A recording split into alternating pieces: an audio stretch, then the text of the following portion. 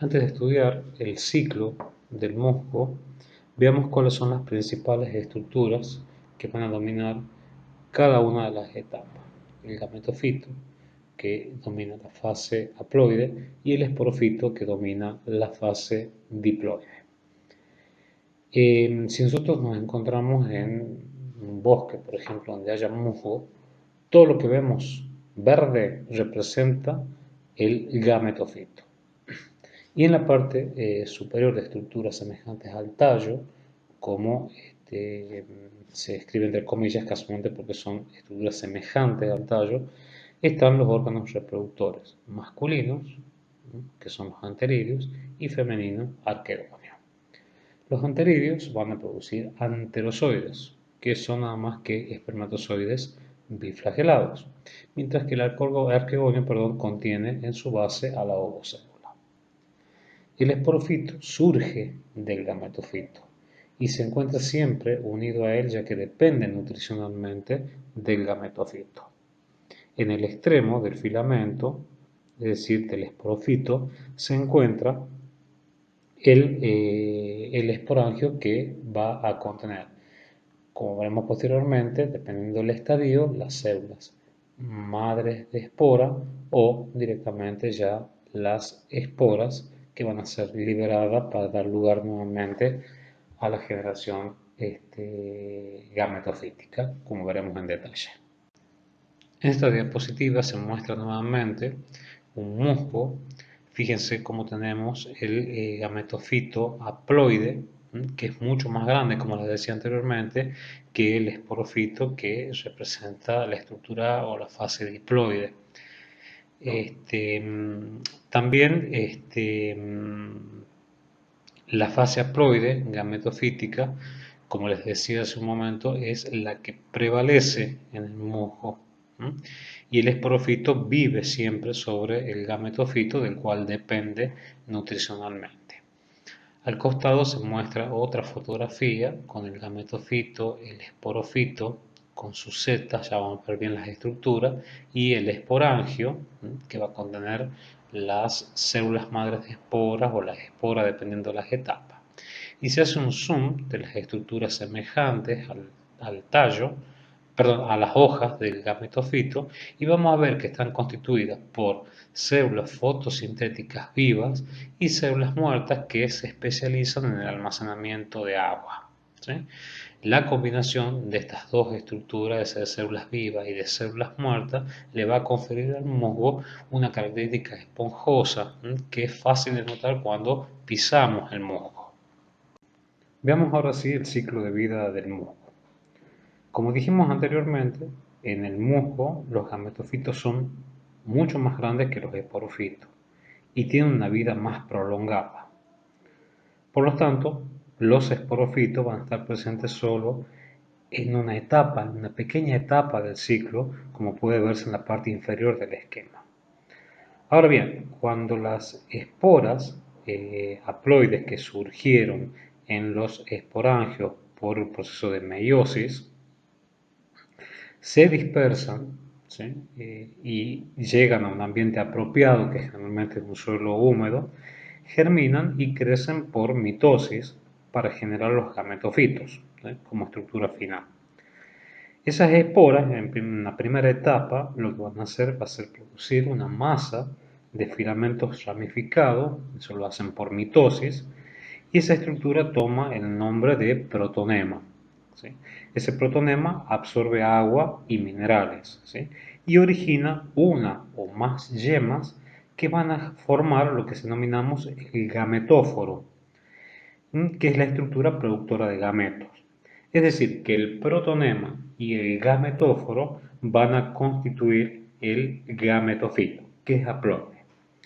Acá fíjense que en el gametofito, tanto masculino como femenino, como se muestra en el esquema, vamos a encontrar rizoides, que son filamentos celulares que fijan el gametofito al suelo. Pero al no estar compuesto por tejidos y no tener haces conductores, no tienen un papel así, digamos, como importante en la absorción de agua y de nutrientes.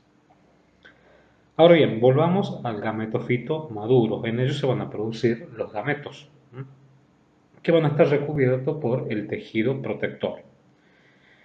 Un gametofito puede tener varios gametámeros. Por ejemplo, las ovocélulas son producidas individualmente en los arqueonios, mientras que en los anteridios, fíjense en el esquema, se van a producir muchos gametos masculinos. Esto lo podemos comparar con las dos fotografías que tenemos al costado, que son al microscopio óptico y son cortes transversales de anteridios y arqueonios, donde todo lo que está en azul en el anterior representaría los espermatozoides, mientras que fíjense que en el arqueonio encontramos solamente una ovocélula. ¿Sí? Ahora bien, en algunas biofitas solamente ocurre que son bisexuales, ¿sí? Y en los musgos, específicamente, los anteridios y los arquegonios van a encontrarse separados. Y el agua es un requisito fundamental para el proceso de fecundación. ¿Por qué? Porque los anterozoides, que recuerden que habíamos dicho que eran biflagelados, tienen que nadar a través de una película de agua para alcanzar el arqueonio y a la célula, al gameto femenino, que es la ovocélula. ¿Sí? Y aquí van a aparecer una suerte de señales, ¿sí? Que son quimioatractantes de los espermatozoides hacia el arquegonio, ¿sí? Para que se produzca la fecundación, ¿sí?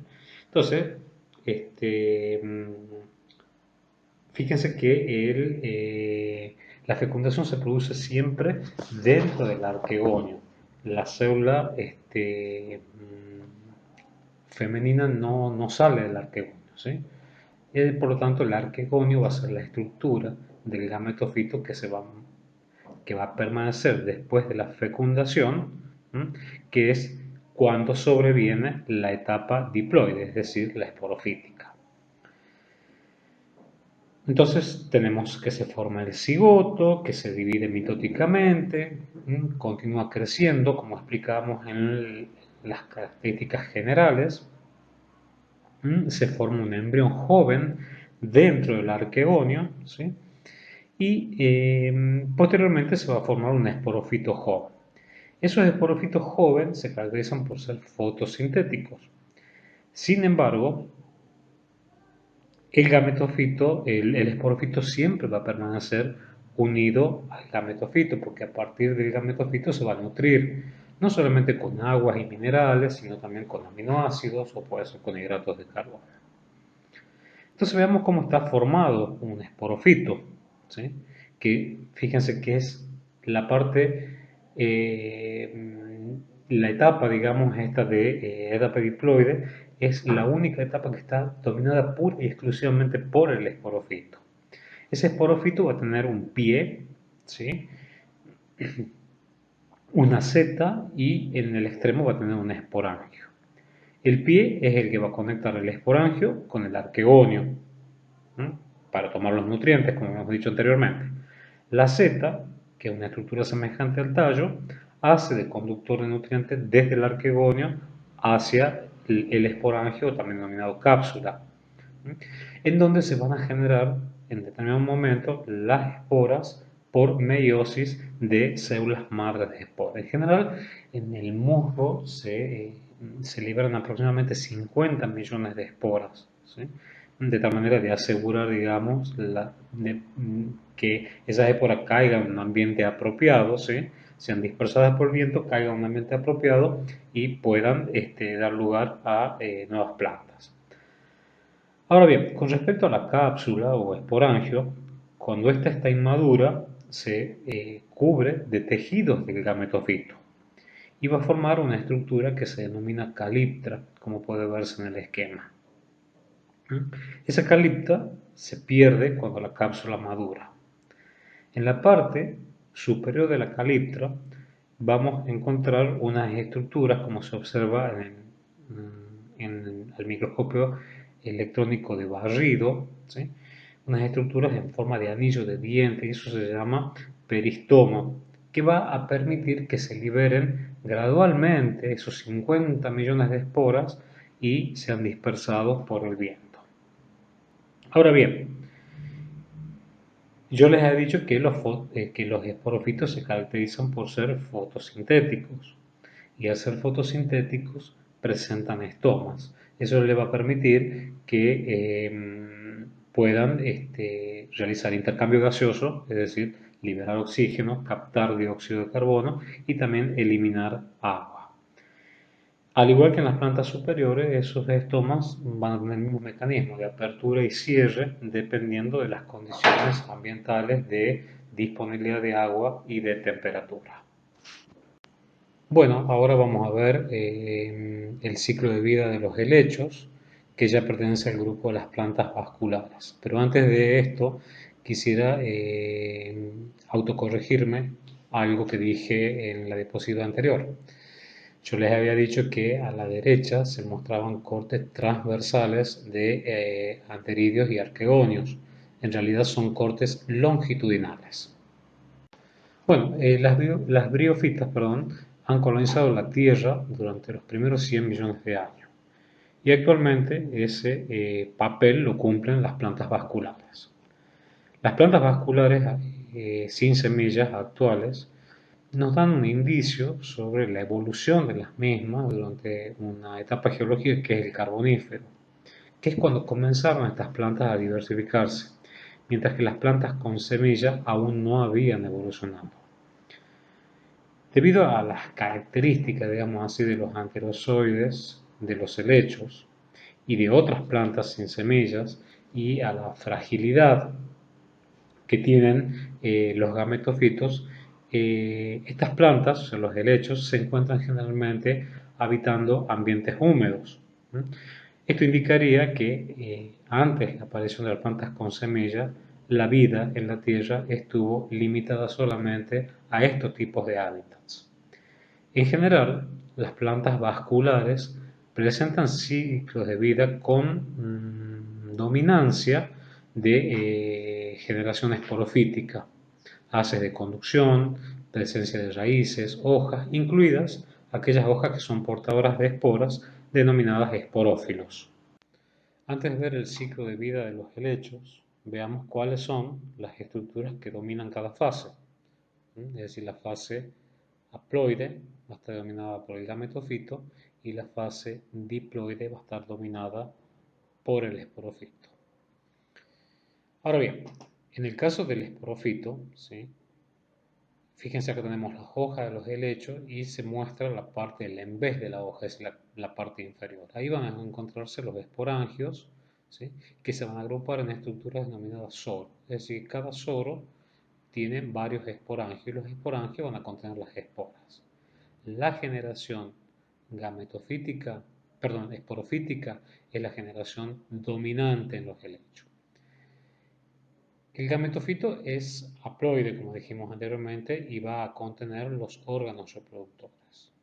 Los anteridios, que van a producir espermatozoides, que tienen una estructura espiralada y son multiflagelados, y el arquegonio, que contiene a la ovocédula, y una característica importante del gametofito es que es independiente para su nutrición. Bueno, veamos ahora sí el ciclo de vida del helecho. Nuevamente, en la parte de abajo se observa la cara inferior o el envés de una hoja donde están los soros, ¿sí? Y como decíamos, los soros son agrupaciones de esporangios, ¿sí? En esos esporangios vamos a encontrar las células madres de esporas que son diploides, ¿sí? Que van a sufrir meiosis y van a generar las esporas haploides. Esas esporas haploides van a ser dispersadas grandes distancias por el viento y cuando encuentran, digamos, el hábitat apropiado, con la humedad apropiada, van a germinar para formar un gametofito bisexual, es decir, que el gametofito se va a encontrar a una distancia muy larga, digamos, muy grande del esporofito.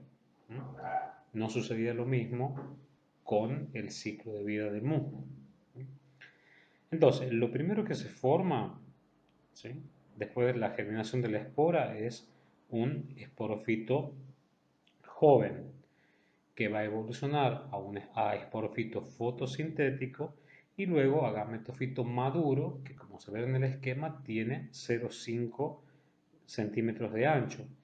Y también fíjense que va a contener tanto al arquegonio como al anteridio, es decir, los órganos sexuales, productor de la ósfera y de los espermatozoides respectivamente. Por lo tanto, este gametofito maduro se caracteriza por ser gametofito bisexual, pero puede ser también que los gametos se produzcan en gametofitos diferentes y en tiempos diferentes. Entonces, este tipo de reproducción también es dependiente del agua. Así, los anterozoides van a nadar en la película de agua hasta llegar al arquegonio, generalmente de otro gametofito, pero también puede ser del mismo gametofito, ¿no? O sea, entonces, en ese caso, se va a unir directamente, o sea, a la ósfera, ¿sí? U ovocédula y se va a producir la fecundación. Y ahí ya encontramos el cigoto diploide, va a generar por mitosis y citocinesis un embrión de esporofito. El esporofito joven tiene la capacidad de comenzar a echar raíces, ¿sí?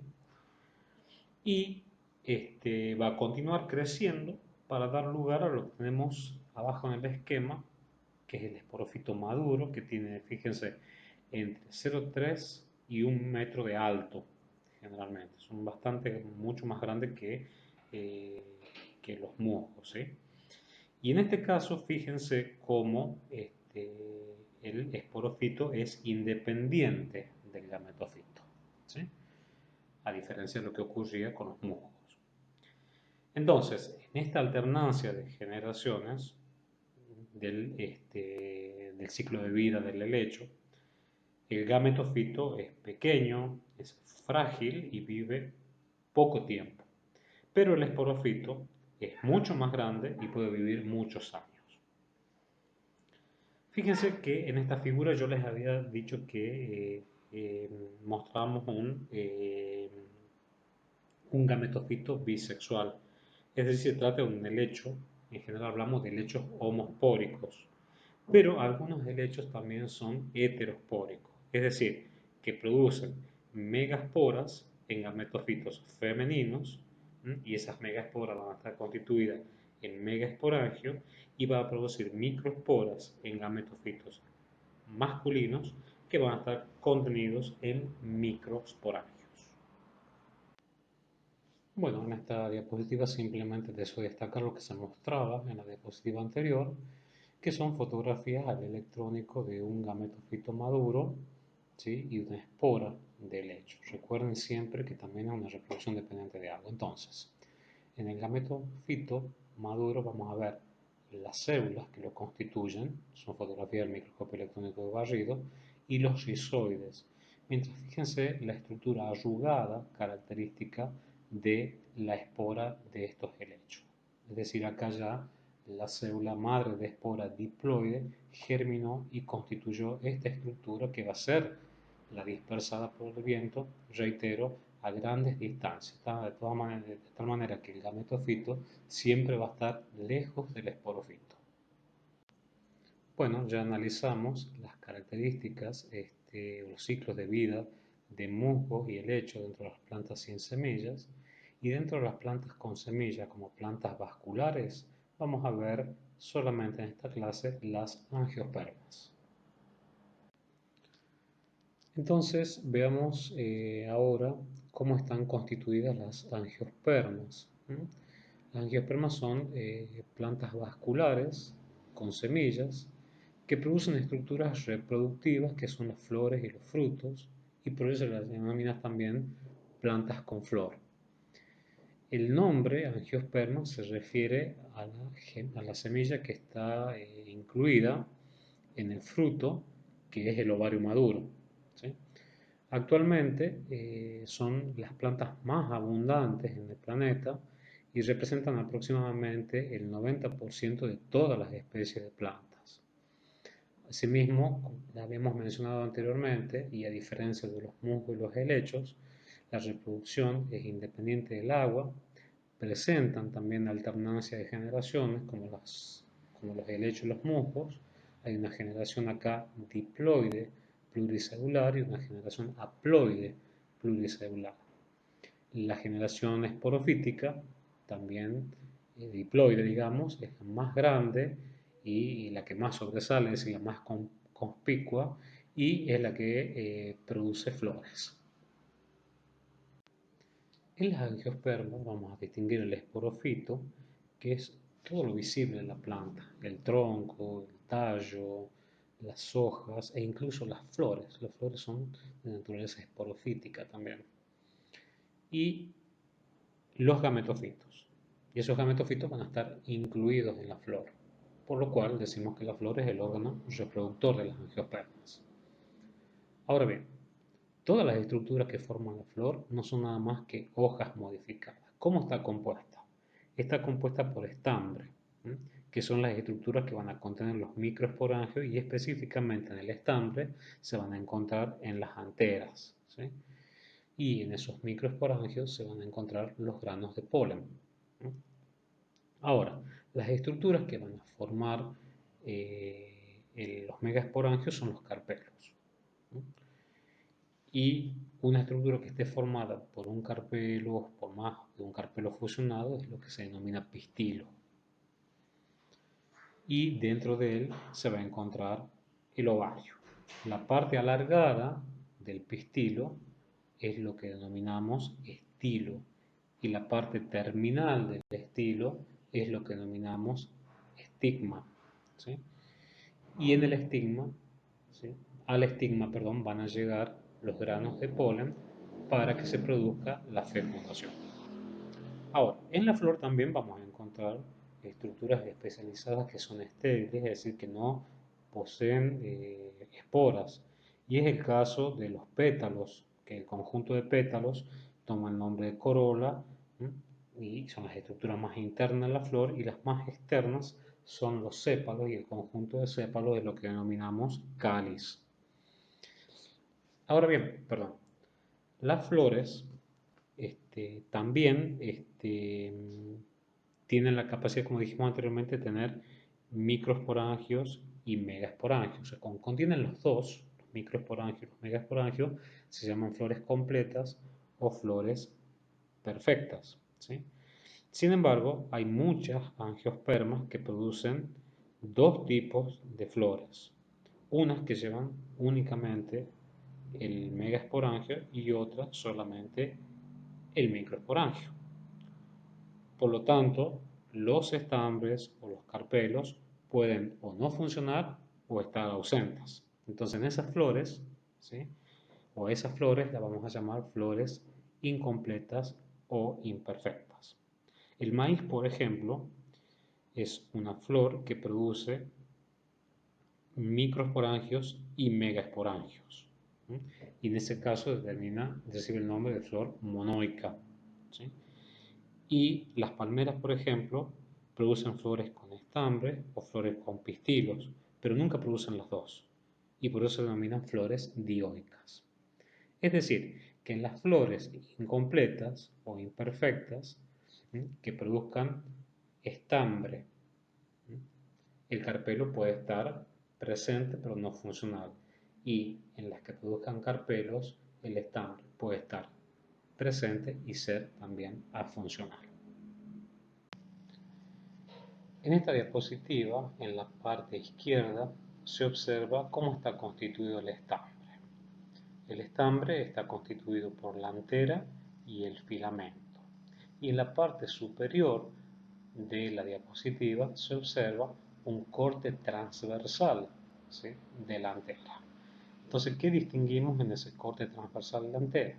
Estructuras denominadas sacos polínicos o también llamados microesporangios que van a contener lo que se denomina células madres de microesporas. Esa célula madre de microespora, que es una célula diploide, ¿sí?, va a sufrir meiosis para generar 4 microesporas haploides. Cada microespora haploide va a sufrir mitosis y va a formar el grano de polen inmaduro, que también es haploide. Y en ese grano de polen inmaduro vamos a encontrar una célula generadora, o también llamada célula generativa, y una célula del tubo, o también llamado núcleo de la célula de tubo, que posteriormente va a dar origen al tubo polínico. La célula generadora o generativa va a sufrir mitosis y va a dar lugar a dos espermatozoides, transformándose de esa manera en un grano de polen maduro. Entonces, en el grano de polen maduro vamos a encontrar en algunas especies el núcleo de la célula tubo, ¿sí? Y vamos a encontrar los espermatozoides. Es decir, que el grano de polen maduro tiene dos células espermáticas haploides y una célula vegetativa haploide. Muchos autores establecen que el grano de polen contiene a los gametofitos masculinos, y otros autores dicen que directamente el grano de polen es el gametofito masculino.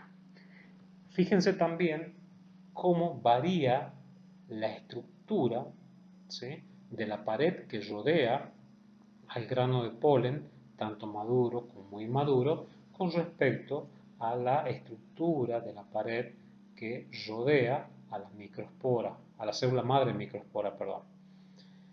Fíjense que ya en el grano de polen maduro aparece una estructura como espiculada, y el polímero que compone esa estructura, se denomina esporopolenina y protege, ¿sí?, a las estructuras internas, es decir, al núcleo de la célula tubo y a los espermatozoides, de la deshidratación.